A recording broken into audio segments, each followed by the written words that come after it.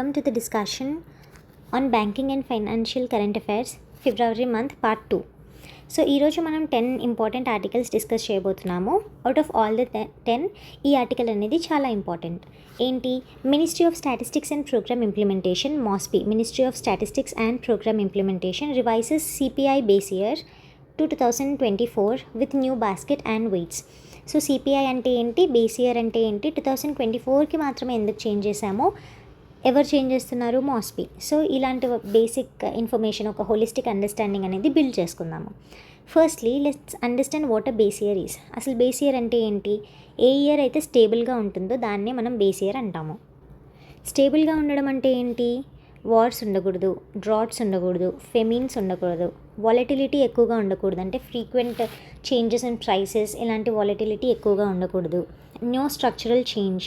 Structural changes అంటే ఏంటి? For example GST implementation అవ్వచ్చు, డిమానిటైజేషన్ అవ్వచ్చు, ఇలాంటి మేజర్ స్ట్రక్చరల్ చేంజెస్ ఏవి అవ్వకూడదు. అండ్ ప్రొడక్షన్ బాస్కెట్ సేమ్ ఉండాలి. ప్రొడక్షన్ బాస్కెట్ సేమ్ ఉండడం అంటే ఏంటి? లెట్స్ సే 2018 ఉందనుకోండి, బేస్ ఇయర్ 2011-12 అనుకుందాం.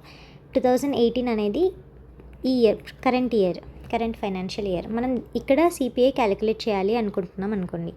సో ఇక్కడ మన బాస్కెట్ ఆఫ్ కమోడిటీస్ అండ్ ఇక్కడ బాస్కెట్ ఆఫ్ కమోడిటీస్, మనం దేనికైతే CPI క్యాలిక్యులేట్ చేస్తున్నామో they have to be the same. So ఇది అనమాట generally broadly what a base year is. So ఒక ఇయర్ని మనం బేస్ ఇయర్గా చూడాలి అంటే ఈ అన్ని క్రైటీరియాస్ మైండ్లో పెట్టుకోవాలి. సో 2024ని ఎందుకు బేస్ ఇయర్గా చూస్ చేసాము అంటే, సో మేజర్ వార్స్ కానీ, డ్రాట్స్ కానీ, ఫెమిన్స్ కానీ ఏం అవ్వలేదు, వాలటిలిటీ ఎక్కువగా లేదు, మేజర్ స్ట్రక్చరల్ చేంజెస్ ఏమీ అవ్వలేదు, and production basket is more or less the same, అంటే అప్డేటెడ్ బాస్కెట్ అనమాట. ఇప్పుడు 2024 తర్వాత నుంచి updated basket. So most recent year కాబట్టి 2026, 27 ఇలా రీసెంట్ ఇయర్స్కి బాస్కెట్ అనేది సేమ్ ఉంటుంది, సిమిలర్గా. So that is a base year. నా కన్జ్యూమర్ ప్రైస్ ఇండెక్స్ అంటే ఏంటి? కన్జ్యూమర్ ప్రైస్ ఇండెక్స్ అంటే ఏంటి అంటే, it is a measure of inflation. ఇన్ఫ్లేషన్ని మెజర్ చేసే index. It is one of the index that measures inflation. So first CPI అంటే ఏంటో చూద్దాము, తర్వాత WPI అంటే ఏంటో కూడా చూద్దాం మనం. And how both of these differs with a new concept, producer price index. ఇవన్నీ ఎలా డిఫరెంటో చూద్దాం. So CPI, wholesale consumer price index, wholesale price index, producer price index. So producer price ఇండెక్స్ని మనం కాసేపు పక్కన పెడదాం, ఎందుకంటే this is not used in India. ఇండియాలో యూస్ చేయము మనం దీన్ని. బట్ ఇండియాలో యూస్ చేయండి అని సజెషన్స్ ఇస్తున్నారు. ఎందుకు సజెషన్స్ ఇస్తున్నారు అంటే, ఈ రెండిటికంటే కాస్తైనా ఇది బెటర్ అయితే మాత్రమే సజెషన్స్ ఇస్తారు. సో ఇవి ఏం మెజర్ చేస్తాయి అండ్ PPI ఏం మెజర్ చేస్తుంది, that which is not accounted by both the CPI and WPI చూద్దాం మనం. సో CPI ఏంటి? Consumer price index. So fixed basket ఉంటుంది, 299 కమోడిటీస్ ఉండేవి. ఇప్పుడు ప్రెసెంట్ దీన్ని చేంజ్ చేశారు, అవి కూడా చూద్దాం మనం. But let's just get the idea of proper CPIలో ముందు ఎలా ఉండేవి తెలుసుకుందాం. Fixed basket 299 commodities. అగ్రికల్చర్ లేబరర్స్కి సెపరేట్ క్యాలిక్యులేట్ చేసేవాళ్ళం, ఇండస్ట్రియల్ వర్కర్స్కి సెపరేట్గా క్యాలిక్యులేట్ చేసేవాళ్ళం, అండ్ కంబైన్డ్ CPI కూడా మనం క్యాలిక్యులేట్ చేసేవాళ్ళం. At present also we do calculate, like in future also we do calculate agricultural laborers ki separate, industrial workers ki and combined. But only thing that changed is this. So they have increased the items included in the CPI now. Next, మళ్ళీ CPI ఏంటి? Both goods and సర్వీసెస్కి calculate చేస్తాము. Wholesale price index, we should not fall into this trap. మనం wholesale అనగానే wholesale కదా అన్నీ ఉంటాయి అని అనుకుంటాము, బట్ నో. హోల్సేల్ ప్రైస్ ఇండెక్స్లో ఓన్లీ గూడ్స్ మాత్రమే ఉంటాయి and no services. It doesn't include services. This is most important. 697 commodities ఉంటాయి. 697 కమోడిటీస్కి క్యాలిక్యులేట్ చేస్తారు హోల్సేల్ ప్రైస్ ఇండెక్స్. దీంట్లో మేజర్ వెయిటేజ్ వచ్చేసి మ్యానుఫ్యాక్చరింగ్ గూడ్స్కి ఉంటుంది, నెక్స్ట్ వచ్చేసి ప్రైమరీ గూడ్స్కి ఉంటుంది, నెక్స్ట్ వచ్చేసి ఎనర్జీ. ఓకే, నెక్స్ట్ ఇప్పుడు PPI అంటే ఏంటి? దీంట్లో సర్వీసెస్ ఇంక్లూడ్ చేయలేదు, which is a limitation. So ఇక్కడ సర్వీసెస్ ఇంక్లూడ్ చేస్తాము. ఇక్కడ ట్యాక్సెస్ ఇంక్లూడ్ చేయట్లేదు మనం. సో ఇక్కడ ట్యాక్సెస్ కూడా ఇంక్లూడ్ చేస్తాము, indirect taxes and direct taxes, not direct taxes, indirect ట్యాక్సెస్ని ఇంక్లూడ్ చేస్తాం మనం. సారీ ఇక్కడ యా, ఇక్కడ మనం సిపిఐలో, సో దీనిలో మేజర్ లిమిటేషన్ ఏంటి, సర్వీసెస్ని ఇంక్లూడ్ చేయము, ఇక్కడ సర్వీసెస్ ఇంక్లూడ్ చేస్తున్నాము. All right. ఇక్కడ లిమిటేషన్ ఏంటి అంటే we include taxes. So taxes కూడా ఇంక్లూడ్ చేస్తాం కాబట్టి మనకి ప్రాపర్ మెజర్ ఆఫ్ ఇన్ఫ్లేషన్ రావట్లేదు, రైట్. సో ఈ షార్ట్ కమింగ్ని కూడా అడ్రస్ చేయడానికి ఇక్కడ ఏం చేస్తున్నాము, we don't include taxes, so we exclude taxes. So ఇక్కడ ట్యాక్సెస్ ఎక్స్క్లూడ్ చేస్తున్నాము. సో ఇది ఒక గ్లోబల్ బెస్ట్ ప్రాక్టీస్, ఇంటర్నేషనల్లీ కూడా పీపీఐ మోస్ట్లీ యూజ్ చేస్తారు. సో ఇండియాని కూడా పీపీఐ యూజ్ చేయండి అని సజెషన్స్ ఇస్తున్నారు. But broadly this is what CPI, WPI and PPI is. Okay, ఇంకొక చిన్న కాన్సెప్ట్, సిపిఐ డబ్ల్యూపిఐ డైవర్జెన్స్ అంటే ఏంటి అంటే, సిపిఐ డబ్ల్యూపిఐ ఒకటి ఇంక్రీజ్ ఒకటి డిక్రీజ్ అవుతున్నాయి. ఐడియల్గా ఎలా ఉండాలి, రెండు మెజర్స్ ఆఫ్ ఇన్ఫ్లేషన్ కాబట్టి ఇంక్రీజ్ అయితే రెండు ఇంక్రీజ్ అవ్వాలి, కానీ ఏంటి డైవర్జ్ అవుతున్నాయి. ఎందుకు డైవర్జ్ అవుతున్నాయి అంటే, అగైన్ ఇక్కడ ట్యాక్సెస్ ఇంక్లూడ్ అయ్యాయి, ఇక్కడ అవ్వలేదు, ఇక్కడ సర్వీసెస్ ఇంక్లూడ్ అవ్వలేదు, ఇక్కడ అయ్యాయి. సో డెఫినెట్లీ డైవర్జ్ అవుతాయి కదా. So it is because of the services and the taxes. So ఈ సిపిఐ డబ్ల్యూపిఐ డైవర్జెన్స్ అనేది పీపీఐలో అవ్వకుండా ఉండడానికి వి generally calculate PPI. So this is the broad idea of what CPI is and what base year is. Now let's come to the actual article. So 2011-12 నుండి 2024కి revise చేసాము మనం base ఇయర్ని. ఎందుకు revise చేసాము అంటే, again we know the reason now. Next, సిపిఐలో weightage దేనికి ఎక్కువగా ఉంటుంది అంటే ఫుడ్ అండ్ బెవరేజెస్కి ఎక్కువగా ఉంటుంది. Then comes the housing. So initially 299 articles ఉండేవి కదా సిపిఐలో, now we have 358 items. And most important thing is education is added as a separate category now. And this data collection is not important. Global alignment. So COI COP 2018 క్లాసిఫికేషన్కి తగ్గట్టు మనం దాన్ని adopt చేసుకొని మన CPI గైడ్లైన్స్ని change చేసాము. So what is this COI COP అంటే ఏంటి? Classification of individual consumption according to purpose. Classification of individual consumption according to purpose. So ఈ 2018 గైడ్లైన్స్కి అనుగుణంగా మన ఇప్పుడు present CPI 2020 CPI with 2024 base year align అయ్యి ఉంది. ఎందుకు న్యూస్లో ఉందంటే, of course major update in inflation, better reflects current consumption patterns. So ministry of statistics and programme implementation గురించి basic idea. Government of India పరిధిలోకి వస్తుంది. కరెంట్ మినిస్టర్ ఎవరు and core wings ఏంటి, NSO and programme implementation wing. Autonomous bodies ఏంటి, national statistical commission and Indian Statistical Institute. So ఇది అనమాట. This is the broad idea of this topic which is very important. Please do revise this. Now let's go to the next article. Securities and Exchange Board of India (SEBI) survey shows only 9.5% Indian households invest in securities. So ఇది ఒక basic survey analysis అనమాట. SEBI, securities and exchange board of India, ఏదైతే securities related capital మార్కెట్స్ని regulate చేస్తుందో ఆ బాడీని మనం SEBI అంటాము. And key findings ఏంటి, రీసెంట్గా కండక్ట్ చేసిన సర్వేలో ఏం చెప్పారు అంటే, just 9.5% of the Indian house holds మాత్రమే సెక్యూరిటీస్లో ఇన్వెస్ట్ చేస్తున్నారు, విచ్ ఈస్ టూ లో అ నంబర్. సో చాలా తక్కువ మంది ఇన్వెస్ట్ చేస్తున్నారు అని ఈ సర్వే ఫైండింగ్ తెలిపింది. Only 3.21 crore house holds, that is 9.5% invest in securities. ఎందుకు అంటే పార్టిసిపేషన్ తక్కువగా ఉంది. ఎందుకు తక్కువగా ఉంది? అవేర్నెస్ లేదా మరి అంటే, అవేర్నెస్ బాగానే ఉంది. అవేర్నెస్ వచ్చేసి 63% హౌస్ హోల్డ్స్కి ఉంది, కాకపోతే పార్టిసిపేషన్ మాత్రం 9.5 హౌస్ హోల్డ్స్కి, విచ్ ఈస్ వెరీ లో.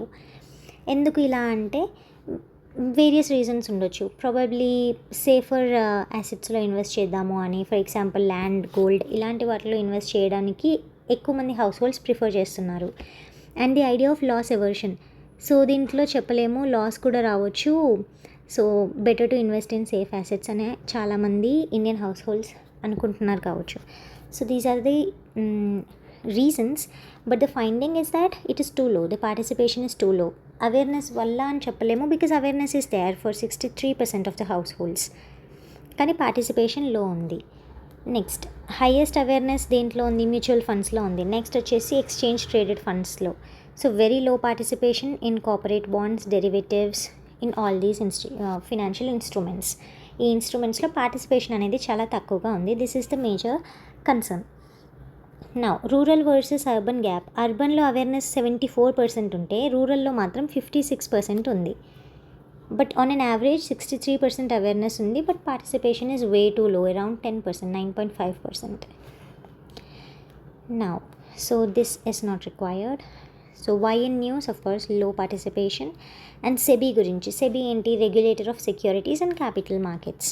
1988లో ఎస్టాబ్లిష్ చేశారు. అండ్ ఆఫ్ కోర్స్ నిన్న మాట్లాడుకున్నట్టు హెడ్ క్వార్టర్స్ ఎక్కడ ఉండి ఉంటుంది? ముంబై.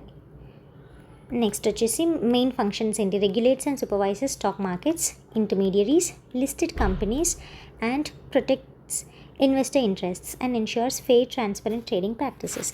ప్రెసెంట్ చైర్పర్సన్ ఎవరు ఉన్నారు అనేది just for an idea. Now this is it about this article. Next వచ్చేసి RBI revises MSME norms. MSME అంటే ఏంటి? Micro, small and medium enterprises. మరి దేన్ని మైక్రో అంటాము, దేన్ని స్మాల్ అంటాము, దేన్ని మీడియం అంటాము అంటే let's look at this classification. Investment వచ్చేసి 1 crore వరకు ఉండి టర్న్ ఓవర్ 5 crores వరకు, less than or equals to 5 crores ఉంటే దాన్ని మనం మైక్రో ఎంటర్ప్రైజ్ అంటాము.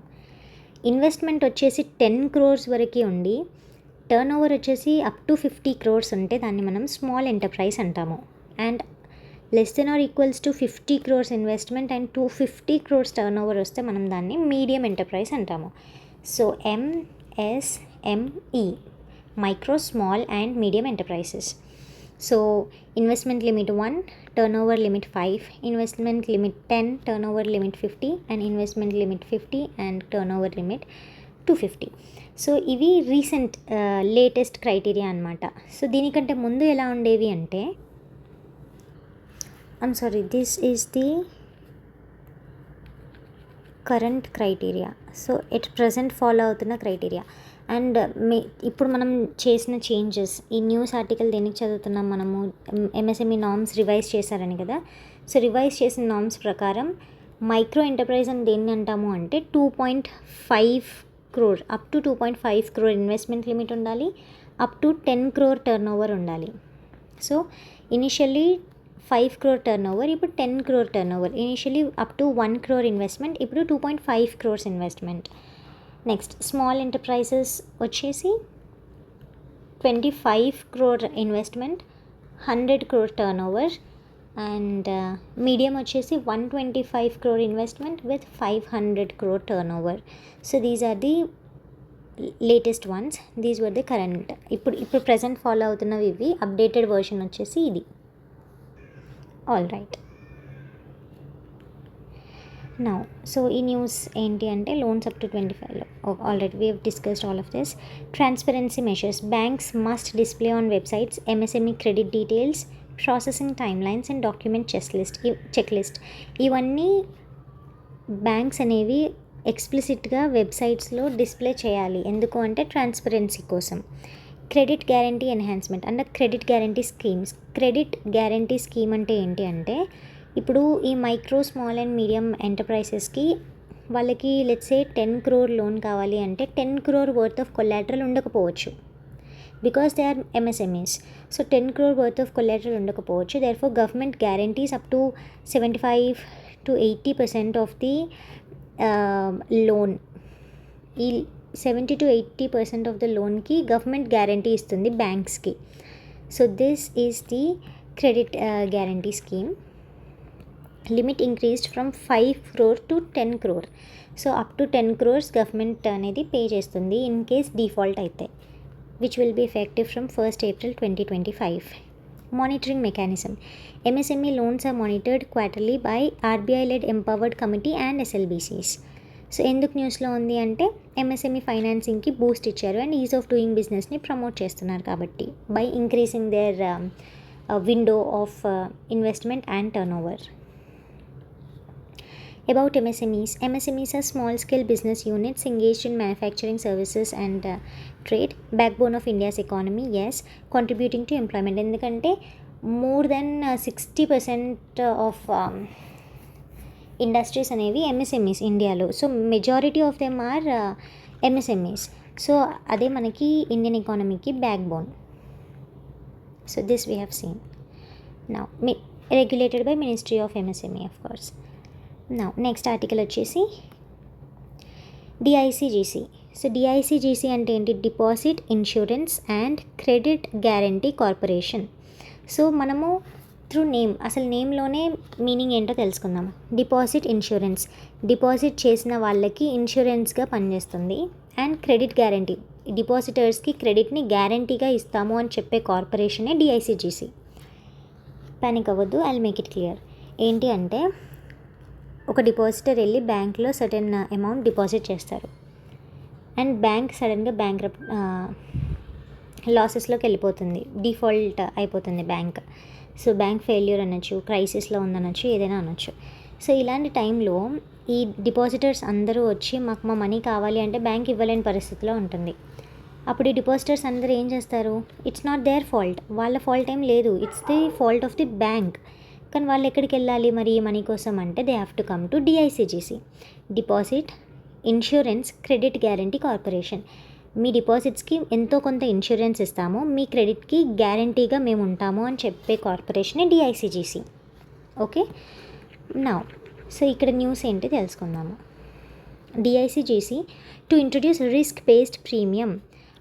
డిఐసిజిసి అంటున్నాము, బ్యాంక్ డిఫాల్ట్ చేస్తే డిపాజిటర్స్కి మనకి డిఐసిజిసి ఇస్తుంది డబ్బులు అంటున్నాం. మరి డిఐసిజిసికి డబ్బులు ఎక్కడి నుండి వస్తాయి అంటే ఆల్ దీస్ బ్యాంక్స్, ఈ బ్యాంక్స్ అన్నీ ముందు ఎలా అంటే యూనిఫామ్గా 12% ప్రీమియం పే చేసేవాళ్ళు డిఐసిజిసికి. ఇన్ కేస్ మీరు డిఫాల్ట్ అయితే మీ దగ్గర నుండి కలెక్ట్ చేసిన మనీ మొత్తం నేను వీళ్ళకి ఇచ్చేస్తాను మీ డిపాజిటర్స్కి అన్నట్టు. కానీ ఇప్పుడు ఏంటి, ఏ బ్యాంక్స్కి ఇన్సెంటివ్ లేదు, అందరూ సేమ్ అమౌంట్ పే చేస్తున్నారు. సో బ్యాంక్స్ని ఇన్సెంటివైజ్ చేసి బ్యాంక్స్ సేఫ్ సైడ్ ఉండాలి అంటే బ్యాంక్స్ రిస్కీ అవ్వకుండా బిహేవ్ చేయాలి, సేఫర్ బ్యాంకింగ్ ప్రాక్టీసెస్ ఉండాలి అంటే రిస్క్ బేస్డ్ ప్రీమియం అనే సిస్టమ్ని తీసుకొచ్చింది. అదేంటి అంటే ఇప్పుడు ఈ బ్యాంక్ ఏ అనుకుందాం, బీసీ. సో ఇది అన్నిటికంటే రిస్కీ బ్యాంక్, ఈ బ్యాంక్ ఫెయిల్ అవ్వడానికి ఎక్కువ ఛాన్సెస్ ఉన్నాయి. అప్పుడు 12 పైసే పర్ 100 రూపీస్ డిపాజిట్ చేయాలి నువ్వు. ఎందుకు అంటే హయ్యర్ ఛాన్సెస్ ఆఫ్ ఫెయిలింగ్, నువ్వు ఫెయిల్ అయితే నాకే కదా నష్టం. సో నువ్వు ఎక్కువ మనీ పే చేయు, ఒకవేళ నువ్వు డిఫాల్ట్ చేస్తే నీ కస్టమర్స్ అందరికీ నేను ఇచ్చే పొజిషన్లో ఉండాలి అని డిఐసిజిసి చెప్తుంది. ఈ బ్యాంక్ అన్నిటికంటే స్ట్రాంగ్ బ్యాంక్, సో అసలు ఫెయిల్ అవ్వడానికి లీస్ట్ ఛాన్సెస్ ఉన్నాయి. సో నువ్వు ఆల్రెడీ మంచిగా చేస్తున్నావు, మంచి ఫినాన్షియల్ కండిషన్లో ఉన్నావు కాబట్టి నీకు కొంచెం కన్సెషన్ ఇస్తాను నేను, 8 పైసే పర్ 100 డిపాజిట్ చేయొచ్చు నువ్వు అని చెప్తుంది. ఇది మిడిల్ లెవెల్లో ఉంది, మరీ స్టేబుల్ లేదు అలా అని మరీ వీక్ లేదు. సో నువ్వు ఒక అరౌండ్ 10 పే చేయు అని చెప్తుంది. సో ఇలా రిస్క్ని బేస్ చేసుకొని ప్రీమియమ్స్ కలెక్ట్ చేస్తుంది. దీన్నే మనం రిస్క్ బేస్డ్ ప్రీమియం అని పిలుస్తాము. So this is the new system. ముందు యూనిఫామ్గా అందరికీ సర్టెన్ అమౌంట్ ఉండేది, కానీ ఇప్పుడు మనం ఆ యూనిఫామిటీ తీసేసి రిస్క్ బేస్డ్ ప్రీమియం తీసుకొచ్చాము, which will incentivise banks to make safer practices. So ఇప్పుడు న్యూస్ ఏంటో చూద్దాం. DICGC will implement risk based premium. మనకి ఇప్పుడు రిస్క్ బేస్డ్ ప్రీమియం అంటే ఏంటో తెలుసు, డిఐసిజిసి అంటే ఏంటో తెలుసు. ఎప్పటి నుండి ఎఫెక్టివ్ అంటే 1st April 2026 నుండి. New premium system. Banks will pay 8 to 12 paise per 100 deposits annually based on the risk category of the bank. So category A low risk అనుకోండి 8, మీడియం రిస్క్ అనుకోండి 10, దానికంటే కొంచెం ఎక్కువ అయితే 11, హైయెస్ట్ రిస్క్ అయితే 12. ఇలా క్లాసిఫై చేసి బ్యాంక్స్ రిస్క్ ప్రీమియంని పే చేస్తాయి. సో ముందు ఫ్లాట్ 12 పైసే ఉండేది, ఇప్పుడు రిస్క్ బేస్డ్ అయింది. సో ఆబ్జెక్టివ్ ఏంటి, encourage safer banking practices, ensure fair premium system based on risk level. So ఈ సేఫ్ బ్యాంక్ని పీనలైజ్ చేసి 12 పే చేయించుకోకుండా ఈ అన్సేఫ్ బ్యాంక్ని ఏమంటారు కంపారిటివ్గా బెటర్ ఆఫ్ చేస్తున్నట్టే కదా, అందరికీ ఈక్వల్ అమౌంట్ తీసుకుంటే. సో ఇలా చేయకుండా దీన్ని పీనలైజ్ చేసి వీళ్ళని ఇన్సెంటివైజ్ చేసే మెషర్ని మనం రిస్క్ బేస్డ్ ప్రీమియం అంటాము. డిఐసిజిసి అంటే ఏంటి, wholly owned subsidiary of RBI. 1961లో ఎస్టాబ్లిష్ చేశారు. Protect bank depositors in case of bank failure. Okay, main functions చూసాం మనము. So 5 lakh per depositor per bank. So ఇది ఇస్ ది కవరేజ్. అంటే ఇప్పుడు ఇన్ కేస్ బ్యాంక్ ఫెయిల్ అయితే up to 5 lakhs ఇస్తున్నాం అనమాట ఒక్క డిపాజిటర్కి. ఒక బ్యాంక్ ఫెయిల్ అయిన బ్యాంక్కి సంబంధించిన డిపాజిటర్కి అప్ టు 5 lakhs ఇస్తుంది డిఐసిజిసి.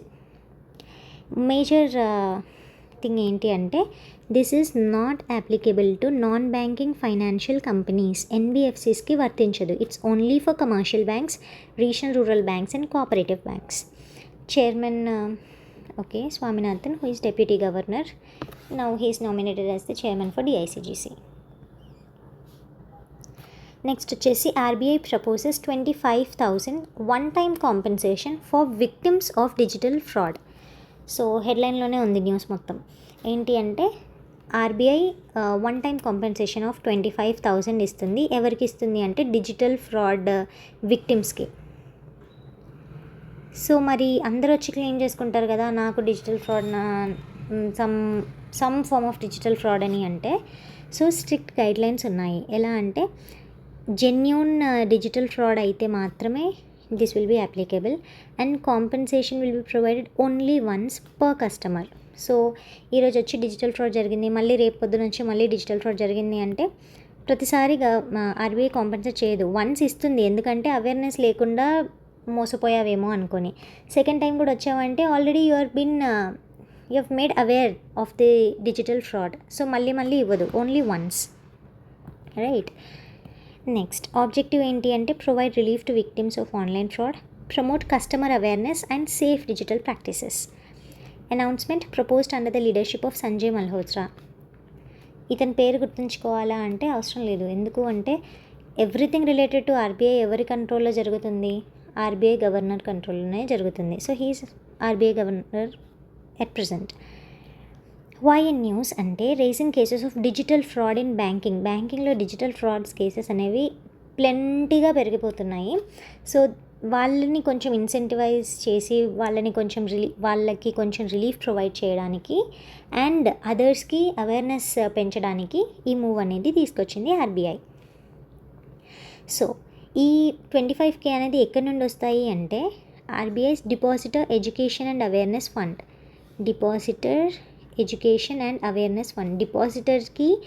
డిపాజిటర్ని ఎడ్యుకేట్ చేయడానికి, వాళ్ళకి అవేర్నెస్ పెంచడానికి క్రియేట్ చేసిన ఫండ్లో నుంచి ఈ డబ్బులు ఇస్తున్నారు.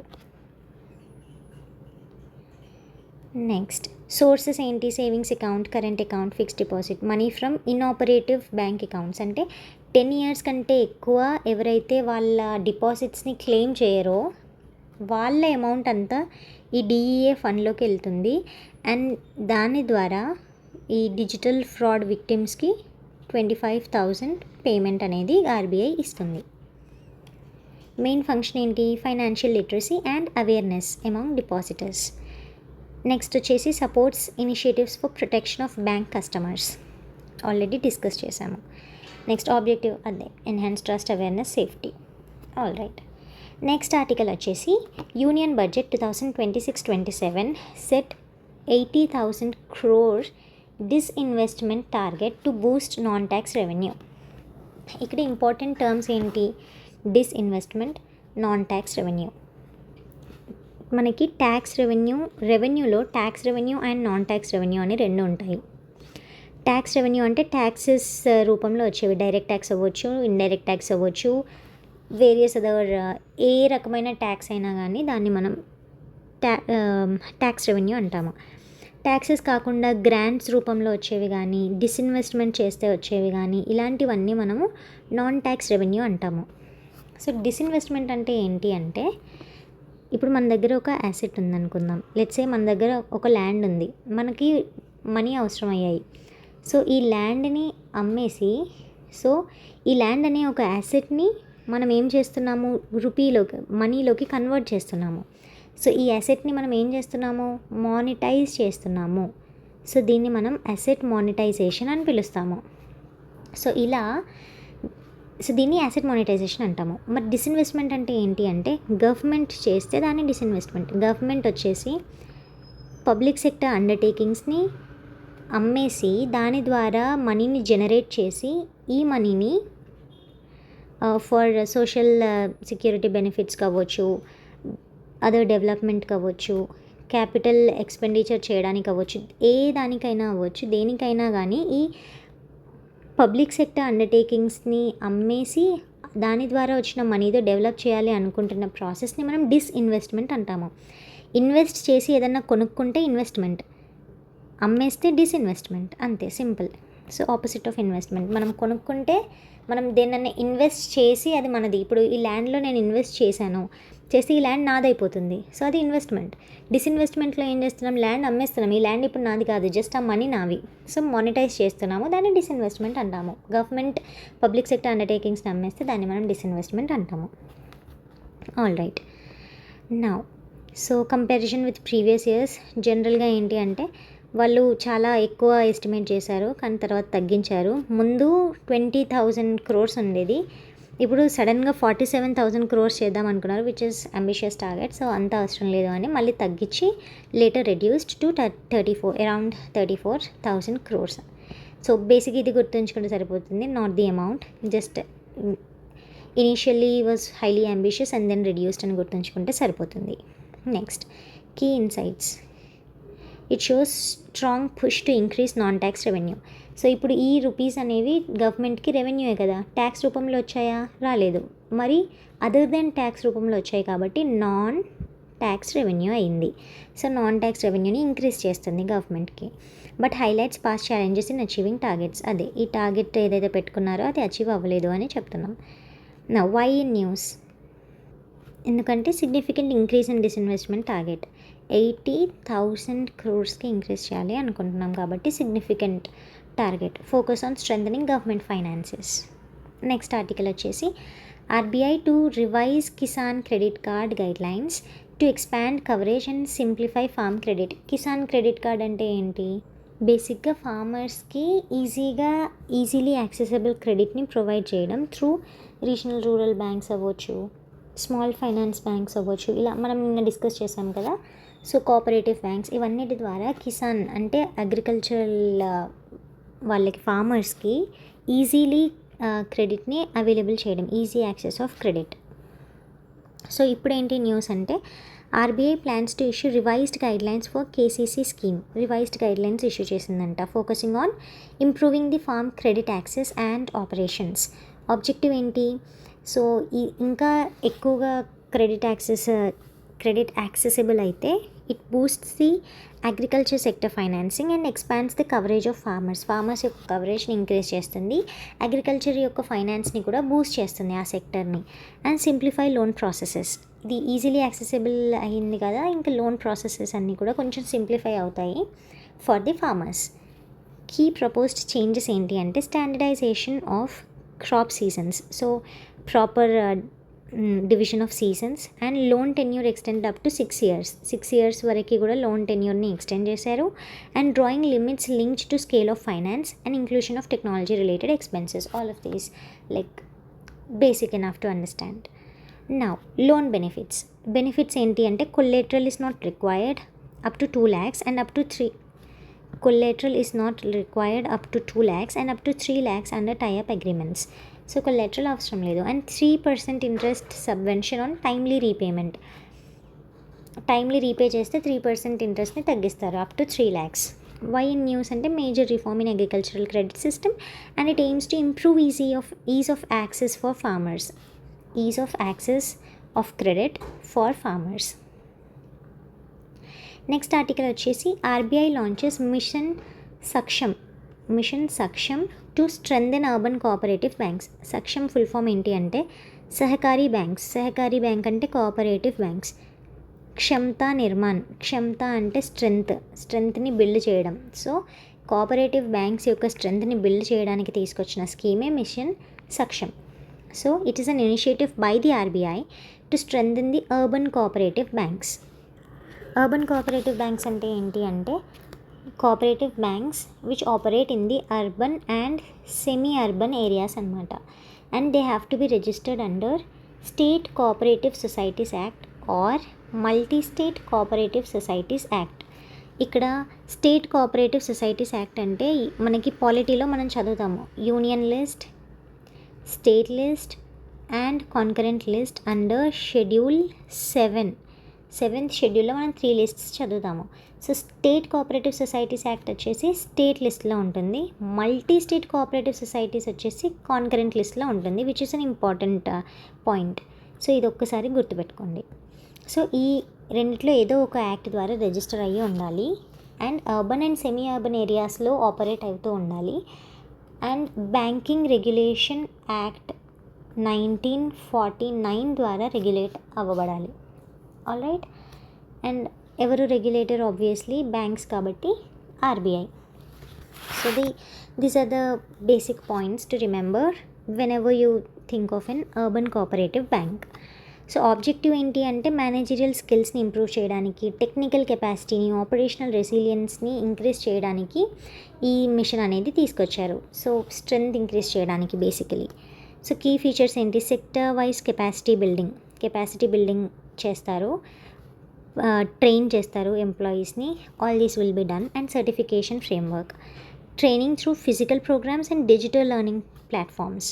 అండ్ కవరేజ్ వచ్చేసి 1.4 lakh urban cooperative banks personals అంటే ఎంప్లాయీస్ని ట్రైన్ చేస్తారు. సిగ్నిఫికెన్స్ వచ్చేసి it enhances the efficiency and stability of cooperative banks. Efficiency and stability increase అవుతుంది. And it supports the banking access for underserved populations. So urban and semi urban ఏరియాస్లో underserved పాపులేషన్కి వాళ్ళ నీడ్స్కి cater చేసేదే urban cooperative bank. So it's a cooperation. Now why in news also cooperative societies ఏ act ద్వారా, ఏ amendment ద్వారా add చేయబడ్డాయి ఇండియన్ కాన్స్టిట్యూషన్లో అండ్ ఏ పార్ట్లో యాడ్ చేశారు? So all of this just revise once.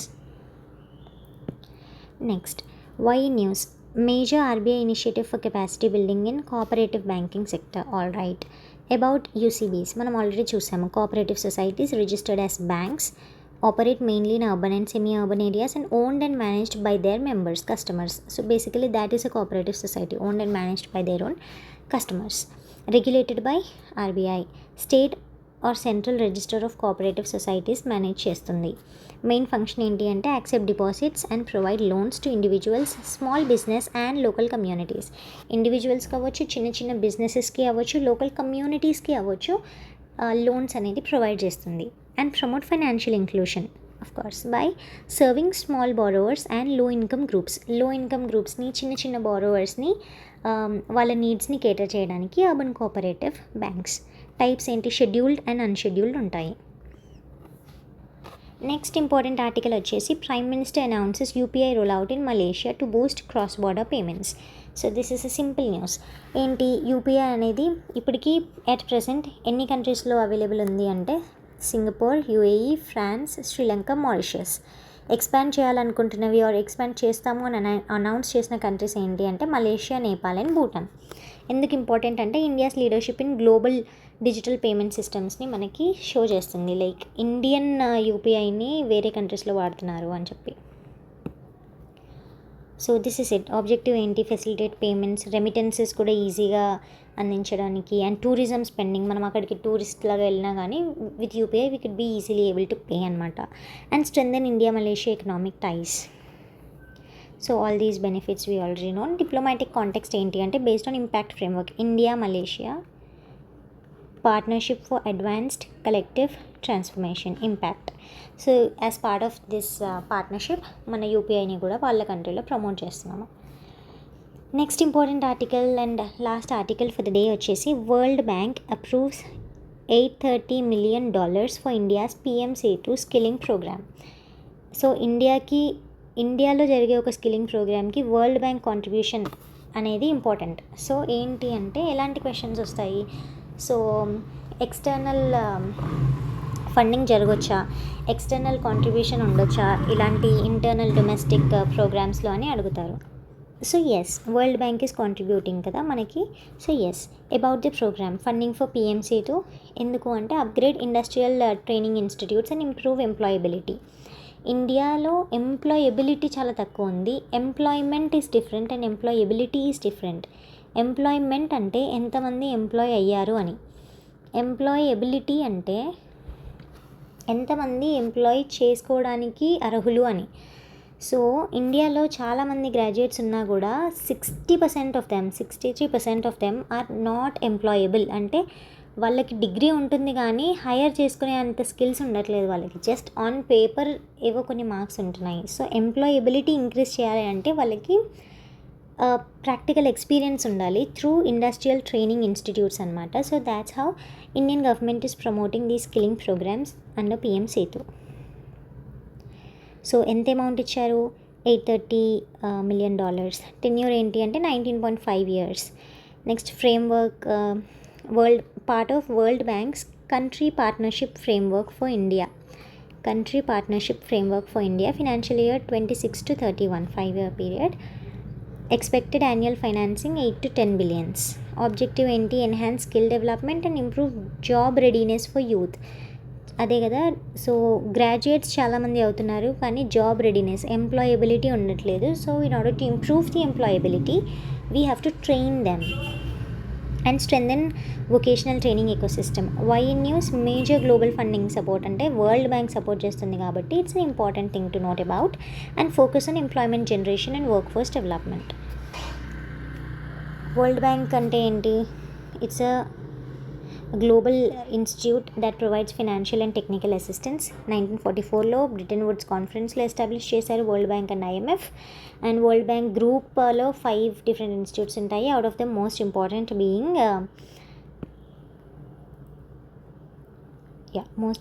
Being international bank for reconstruction and development and international development association. Main function ఏంటి? హెడ్ క్వార్టర్స్ వచ్చేసి వాషింగ్టన్లో. అండ్ మెయిన్ ఫంక్షన్స్ వచ్చేసి loans and grants for development projects. Infrastructure అవ్వచ్చు, education అవ్వచ్చు, health అవ్వచ్చు, ఇలాంటి వాటికి grants and loans ఇస్తుంది world bank. And offers technical expertise and policy advice to reduce poverty and promote growth. So reduce poverty and promote shared prosperity or growth. So this is the major objective of World Bank. And the last article we have already discussed. So ee roju manam some of the interesting articles discuss చేసాము. So ఏంటి? One వచ్చేసి CPI. CPI అంటే ఏంటి? Base year అంటే ఏంటి? Inflation అంటే ఏంటి? Inflation మెజర్స్ని ఇంకా ఎలా క్యాలిక్యులేట్ చేస్తాము? సిపిఐ డబ్ల్యూపిఐ ఏంటి? సిపిఐ డబ్ల్యూపిఐ అండ్ పీపీఐకి డిఫరెన్స్ ఏంటి? సిపిఐ డబ్ల్యూపిఐ డైవర్జెన్స్ ఏంటి? ఒక్కసారి రివైజ్ చేసుకోండి once the class is done. And next వచ్చేసి వరల్డ్ బ్యాంక్ గ్రూప్లో ఆ 5 మెంబర్స్ ఎవరు? వరల్డ్ బ్యాంక్ ఎప్పుడు ఎస్టాబ్లిష్ చేశారు? అండ్ పిఎం సేతు ఏంటి? స్కిల్లింగ్ ప్రోగ్రామ్స్కి ఎలా హెల్ప్ చేస్తుంది? And also make sure that employability is different from employment. So employability అనేది చాలా చాలా తక్కువగా ఉంది ఇండియాలో. అండ్ ఆల్సో యూపీఐ వచ్చేసి ఏ కంట్రీస్లో ఆల్రెడీ ఇంప్లిమెంటేషన్లో ఉంది, ఏ కంట్రీస్లో ఇంప్లిమెంట్ చేయాలనుకుంటున్నాము. Just make a note of these countries ones. And next important వచ్చేసి what are urban cooperative banks and what are rural cooperative banks. And నిన్న మనం డిస్కస్ చేసాం పేమెంట్ బ్యాంక్స్ అంటే ఏంటి అండ్ స్మాల్ ఫైనాన్స్ బ్యాంక్స్ అంటే ఏంటి. Just have a broad classification of all the banks. ఒక chart prepare చేసుకోండి మీకు మీరు, where you write the difference between scheduled commercial bank, regional rural bank, payments banks, small finance bank, urban cooperative banks, rural cooperative banks, ఇలా అన్నీ ఒక classification చేసి పెట్టుకోండి which will really help you for your banking exams. Then వచ్చేసి Kisan credit card గురించి basic information we have discussed. Then we have also discussed what disinvestment is and what tax revenue and non tax revenue is, and asset monetisation. Some other time let's also discuss asset monetisation. Pipeline అంటే ఏంటి, అది ఎలా emerge అయింది, అదంతా discuss చేద్దాము in further classes. Next RBI DEA fund అంటే ఏంటి, అది దేనికి హెల్ప్ చేస్తుంది, అండ్ ఆ ఫండ్లోకి మనీ ఎలా వస్తాయి, ఎవరైనా యూజ్ చేయని వాళ్ళ దగ్గర నుండి మనీ వస్తాయి అండ్ ఆ fund. So just make a note of that. Then we have also discussed what DICGC is most important. And risk based premium తీసుకొచ్చాము, అదేంటి ఒకసారి రివైజ్ చేసుకోండి. ఆల్సో దిస్ క్లాసిఫికేషన్ ఎంఎస్ఎంఈస్కి ఎంత టర్న్ ఓవర్ లిమిట్ అనేది ముందు ఎంత ఉండేది, ఇప్పుడు ఎంతకు ఇంక్రీజ్ అయింది is most important. Just make a note of that. And SEBI guidelines, not really that important. Yeah, this is it for today. All the best. Thank you.